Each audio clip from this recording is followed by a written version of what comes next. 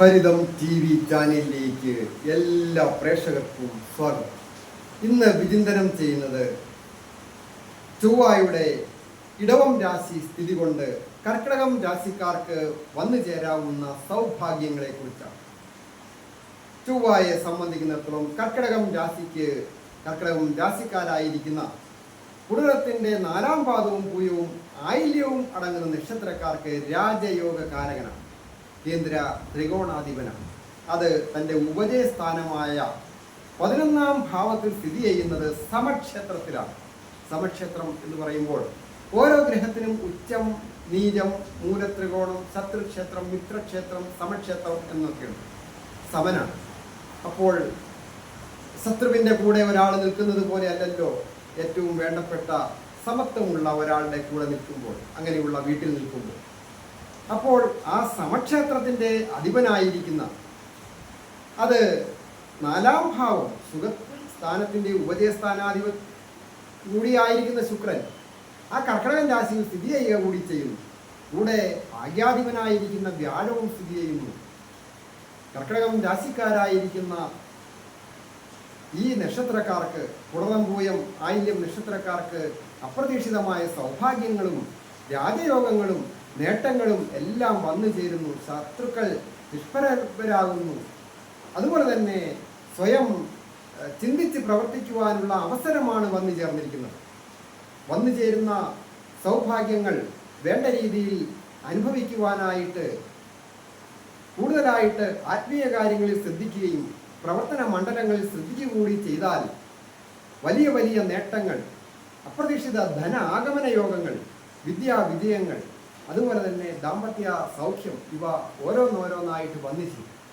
അതായത് പ്രായമായവരെ സംബന്ധിക്കുന്നിടത്തോളം ഒക്കെ ആരോഗ്യം പൊതുവെ തൃപ്തികരമായി, അതുപോലെ തന്നെ അവരുടെ മക്കളോടൊക്കെ ഒത്ത് കുറച്ച് ദിവസം സന്തോഷമായിട്ട് ജീവിക്കുവാനൊക്കെ സാധിക്കും.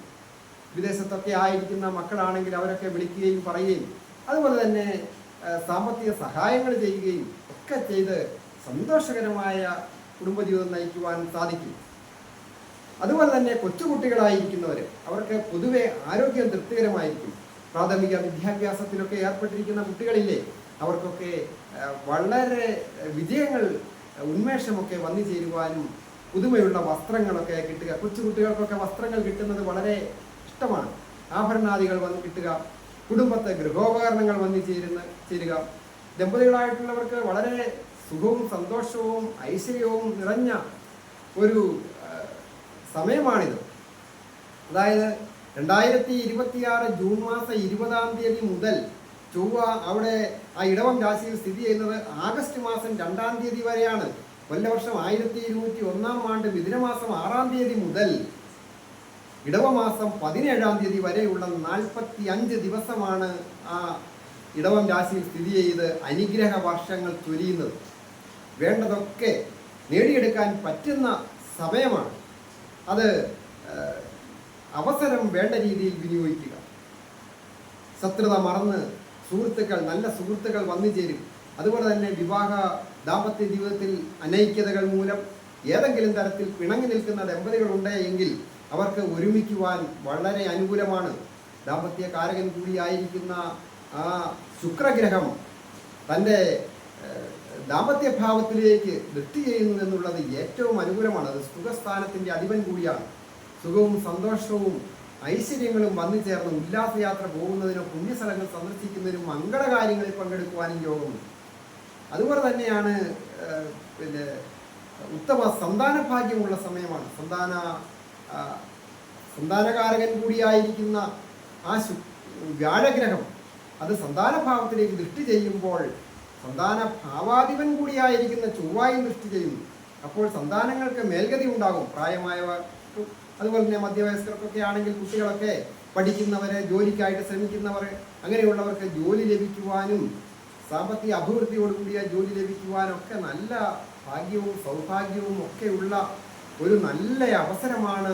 ഈ ശുക്രൻ്റെയും ഗുരുവിൻ്റെയും യോഗം ചെയ്ത് കർക്കിടകൻ രാശിയിൽ സ്ഥിതി ചെയ്യുന്നതും ചൊവ്വയുടെ സ്ഥിതിയും ഒക്കെ വളരെ നല്ലതാണ്.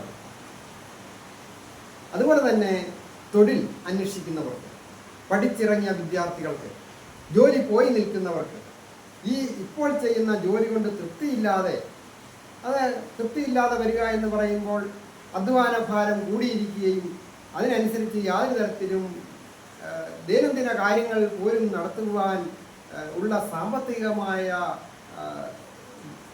ഒരു നേട്ടവുമില്ല. പുരോഗതി ഉണ്ടാകുകയില്ലാത്ത ജോലിയാണെങ്കിൽ അങ്ങനെയുള്ള ജോലികളൊക്കെ ഒന്നും ചെയ്തിട്ട് തന്നെ ഇരുന്നാൽ പറ്റുകയല്ലോ.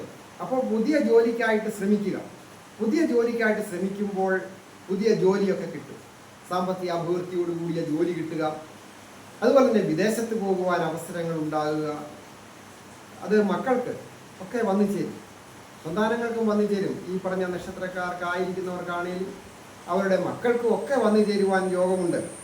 സ്വന്തമായിട്ട് തൊഴിൽ ചെയ്യുന്നവർക്കും അഭിവൃദ്ധികരമാണ്. അധ്യാപകർ, മറ്റ് ഗവൺമെൻറ് ജീവനക്കാർ, ഷെയർ മാർക്കറ്റിംഗ് പോലെയുള്ള കാര്യങ്ങൾ ചെയ്യുന്നവർ, മെഡിക്കൽ രംഗവുമായി ബന്ധപ്പെട്ടോ അതിൻ്റെ ആവാന്തര വിഭാഗങ്ങളുമായി ജോലി ചെയ്യുന്നവർ, വാഹന സംബന്ധമായ കാര്യങ്ങൾ ചെയ്യുന്നത്, കലാരംഗവുമായി ബന്ധപ്പെട്ട കാര്യങ്ങൾ ചെയ്യുന്നവർ, അതൊരു ഹോം നേഴ്സായിട്ട് ജോലി ചെയ്യുന്നവരോ, ഒരു ബ്യൂട്ടി പാർലർ പോലെയുള്ള കാര്യങ്ങൾ ചെയ്യുന്നവരോ, അതുമല്ല ഇനി ഒരു ഓട്ടോറിക്ഷ ഓടിക്കുന്ന തൊഴിലാളികളായാലും അവരൊക്കെ കുറഞ്ഞ രീതിയിലുള്ള വരുമാനമല്ലേ ലഭിക്കുകയുള്ളൂ.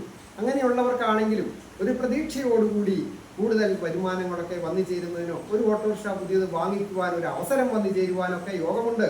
വാഹനം വന്നു ചേരുവാൻ യോഗമുള്ളതുപോലെ തന്നെ അത് ഒരു ഓട്ടോറിക്ഷ ഓടിക്കുന്ന തൊഴിലാളികൾക്ക് വളരെ നല്ലതല്ലേ, ഒരു സ്വന്തമായിട്ടൊരു വാഹനം വന്നു ചേരുക. അതിനൊക്കെ ശ്രമിക്കുക.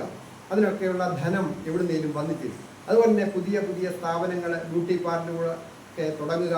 അല്ലെങ്കിൽ ഒരു ഹോം നേഴ്സായിട്ടെങ്കിലും ഒരു ജോലി കിട്ടണമെന്ന് ആഗ്രഹിക്കുന്ന ധാരാളം ആൾക്കാരുണ്ട്. വിദ്യാഭ്യാസമൊക്കെ കുറഞ്ഞ രീതിയിൽ അന്നത്തെ കാലത്ത് ലഭിക്കാതെ വന്നിരുന്ന മധ്യവയസ്കർക്കൊക്കെ അവർക്കൊക്കെ ഒരു ഹോം നേഴ്സായിട്ടൊക്കെ ആണെങ്കിലും ഒരു ജോലി കിട്ടുന്നതിനും, അതുപോലെ തന്നെ ഉയർന്ന രീതിയിലുള്ള ജോലികൾ സെക്രട്ടേറിയറ്റിലൊക്കെ ജോലി ചെയ്യുന്നവരോ മറ്റുള്ളവർക്കൊക്കെ അനുകൂലമായ സ്ഥലത്തേക്ക് ട്രാൻസ്ഫർ കിട്ടുന്നതിനും പ്രൊമോഷൻ വന്നു ചേരുന്നതിനും ഒക്കെ നല്ല യോഗമുണ്ട്. അത് സ്വന്തമായ ഒരു ബിസിനസ് ചെയ്യുന്നവർ, സ്ഥാപനം നടത്തുന്നവർ, ഉത്പാദന രംഗങ്ങൾ നടത്തുന്നവർ, അത് പല രീതിയിലാണ്. ഒരു ഹോട്ടൽ നടത്തുക, അല്ലെങ്കിൽ കുറച്ച് ഫുഡൊക്കെ ഉണ്ടാക്കി വിതരണം ചെയ്യുക, നിർമ്മാണം, വ്യാപാരം, അങ്ങനെയുള്ള കാര്യങ്ങളൊക്കെ ചെയ്യുന്നവർക്ക് നല്ലതാണ്. ഒരു ഗൃഹം വന്നു ചേരുന്നതിനോ വാഹനം വന്നു ചേരുന്നതിനോ ഒക്കെ യോഗമുണ്ട്.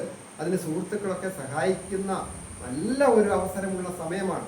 അതുപോലെ തന്നെ സഹോദര സ്ഥാനീയരെ സഹായിക്കും. കടങ്ങളൊക്കെ വീടും. ഒരിക്കലും വീടുകയില്ല എന്ന് വിചാരിച്ചിരുന്ന കടങ്ങൾ ഒക്കെ വീടുവാൻ എന്തെങ്കിലും തരത്തിലൊരു അവസരമൊക്കെ വന്നു ചേരും.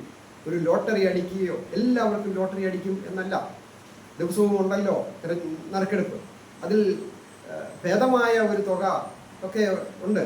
അതൊക്കെ കിട്ടുവാനൊക്കെ യോഗമുണ്ട് ഈ നക്ഷത്രക്കാർക്ക്. എന്ന് വെച്ച് എല്ലാവരും ഒരുപാട് ലോട്ടറി എടുത്ത് അങ്ങനെ ഇപ്പം കിട്ടും എന്ന് വിചാരിച്ചിരിക്കണമെന്നല്ല ഞാൻ പറഞ്ഞത്. അങ്ങനെയൊക്കെ രക്ഷപ്പെടുന്നവരില്ലേ, അതുദ്ദേശിച്ച് ഞാൻ പറഞ്ഞു. അങ്ങനെയൊക്കെയുള്ള ഭാഗ്യങ്ങളുണ്ട്. കുറിച്ചിട്ടി അടിക്കുക, ദീർഘനാളുകളായിട്ട് ചിട്ടി ഉണ്ട്, അതിന് കുറിയൊന്ന് അടിച്ചിട്ട് വേണം, അല്ലെങ്കിൽ നമുക്ക് കിട്ടണ്ടേ, അങ്ങനെയൊക്കെ വിചാരിക്കുന്നവർക്ക് അതിനൊക്കെയുള്ള യോഗമുണ്ട്. കുറഞ്ഞ പലിശയ്ക്കാണെങ്കിലും ഒക്കെ ലോണ് ഒക്കെ അപേക്ഷിക്കുക. ലോണിനൊക്കെ എടുത്തിട്ടായാലും ഒക്കെ ചില കാര്യങ്ങളൊക്കെ സാധിക്കും. ബിസിനസ്സൊക്കെ പുരോഗമിക്കുവാൻ യോഗമുണ്ട്. അപ്പോൾ ദൈവാധീനമൊക്കെ വർദ്ധിച്ചിരിക്കുകയാണ്. ഒരു വർഷത്തേനൊക്കെ നല്ലതാണ്. അപ്പോൾ ബിസിനസ്സൊക്കെ വിജയിച്ച് കടങ്ങളൊക്കെ വീടും ഒക്കെ സ്വന്തമാകുന്നതിനോ, വാഹനം സ്വന്തമാകുന്നതിനോ, ഏജ് ഓവറായിട്ട് നിൽക്കുന്ന യുവതി യുവാക്കൾക്ക്, വിവാഹം നടക്കാത്തവർക്ക് വിവാഹം നടക്കുന്നതിനൊക്കെ നല്ല അവസരമാണ്. വിട്ടുവീഴ്ചയിലൂടെയൊക്കെ വിവാഹം ആലോചിക്കാവുന്നതാണ്. ഓരോരുത്തരുടെയും വ്യക്തിപരമായ കാര്യങ്ങൾ അറിയുവാൻ ജാതകം നോക്കുന്നതിനോ, വിവാഹപ്പൊരുത്തം നോക്കുന്നതിനോ, മറ്റ് ഗൃഹ നിർമ്മാണവുമായി ബന്ധപ്പെട്ടോ അല്ലാതെയോ ഒക്കെ മുഹൂർത്തങ്ങൾ നോക്കുക, വാഹനം എടുക്കുന്നതിന് മുഹൂർത്തം നോക്കുക, അതിനൊക്കെ നേരിട്ട് വരികയും ഓൺലൈനായിട്ട് നോക്കുന്നതിനൊക്കെ അവസരമുണ്ട്. ഞാൻ ഹരികുമാർ, ദേവി ജ്യോതിഷാലയം, കാവുംപടി, മണരകാട്, കോട്ടയം. എൻ്റെ ഫോൺ നമ്പർ താഴെ ചേർക്കുന്നു.